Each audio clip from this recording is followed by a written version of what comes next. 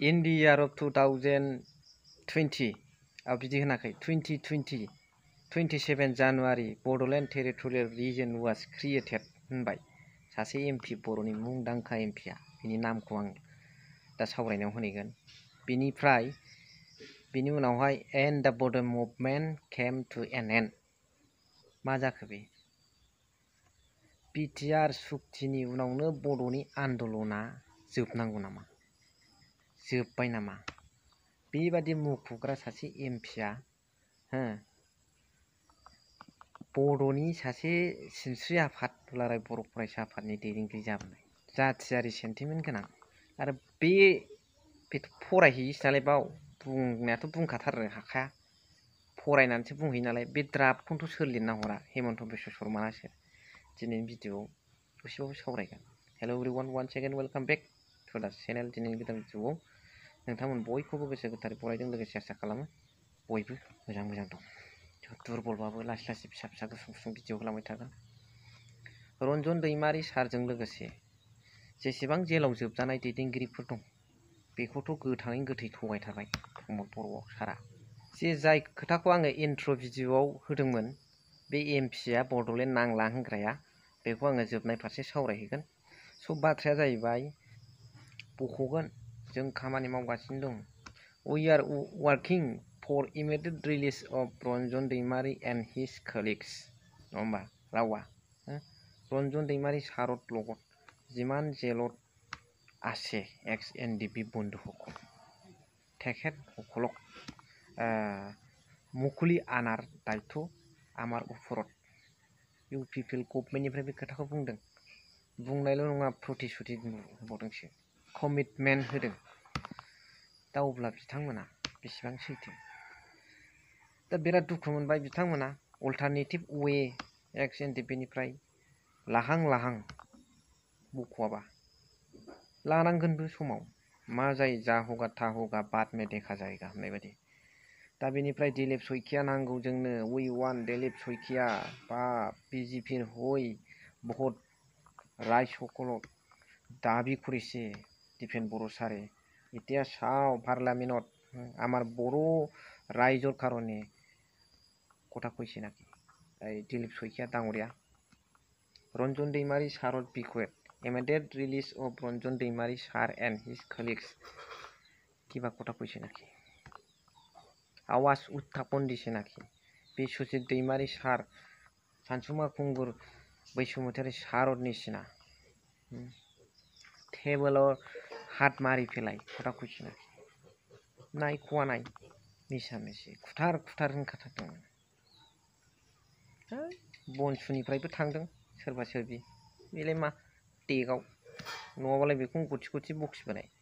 रायजो सभानि एमपि मानगोनां रोनगोरा नार्जारि बिथाङा पार्लियामेन्टआव थानानै पेपार फरायनाय बायदि फरायहैयो जोंनि बर'नि दाबि दावाखौ पार्लियामेन्टआव थांनाय समाव बेखौ आङो दिलीप शइकिया मा होनो आरो बिनि सायाव सोर रिएक्शन खालामो बेखौसो आं नेनानै दंमोन फारसेथिं देहा दुरबल हिसाबै होथ'नो हायाखैमोन नै दिनै आङो बुंनो गोसो जादों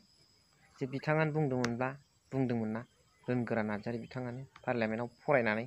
जेबोथ' ओरैनो गोजा लेखा फरायाबा बुंनो हाखाया बेयाव बे द्राफ्टखौ सोर बानायो हेमन्त बिश्व शर्मासो बानायहरोना सोर बानायफालाय बाव बिथाङा बुंदों इन the year of 2020 27 January the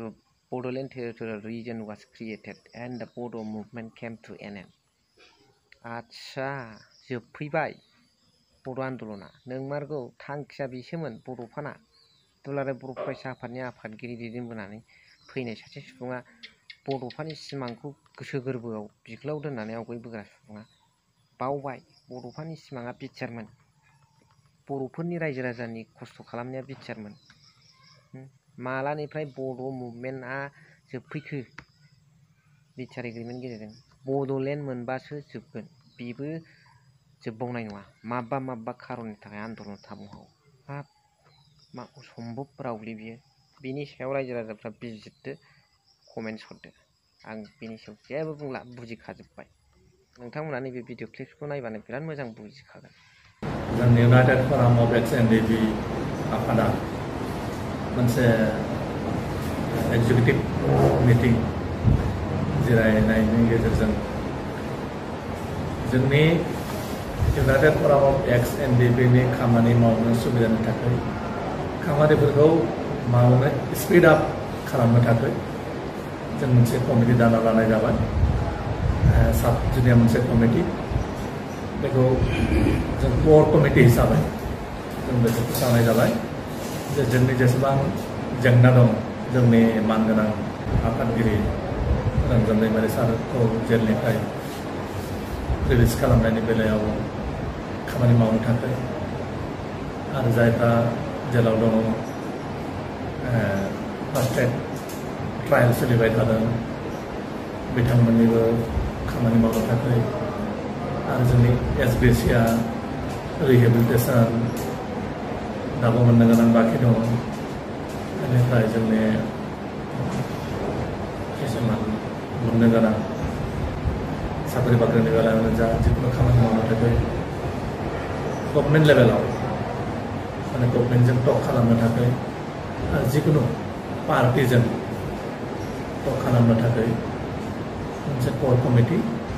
इउनिभार्सलि मोनसे डिसिसन लानानै मोनसे कोर कमिटि दाना होनाय जाबाय बे साबजेक्टआ कमिटि मिडियानि गेजेरजों सावराय जाबाय बेनिफ्राय जों किसुमान ससियेल रिफर्मसनि खामानि जिथु जोंनि इउनाइटेड फराम अफ एक्स एनडिपि हिसाबै जों लाखानाय दङ बेखौबो जों मावनो थाखाय एक्सन लानो थाखाय बे मिडियानि गेजेरजों जोंनि गासै इउनाइटेड फराम अफ एक्स एनडिपि नि जिल्ला आफादफोरखौ जेरै एन्टि ससियेल खामानि ड्राग्स जौ जुवा माने एडाल्टारि बायदिसिना बेफोरखौ बोरैहाय मिनिमाइज खालामनो प्रशासनजों लोगो लानानै जोंनि बेफोर ससियेल रिफर्मस एन्टि ससियेल खामानिफोरखौ मिनिमाइज खालामनो थाखाय फोसाबनो थाखाय बेफोर खामानि मावनो थाखाय जोंनि गासै जिल्ला आफादफोरखौ बे मिडियानि गेजेरजों बिथोन होनाय जाबाय। कमेन्ट्सखौ आं आसा खालामबाय। Thank you, thank you for watching, love U.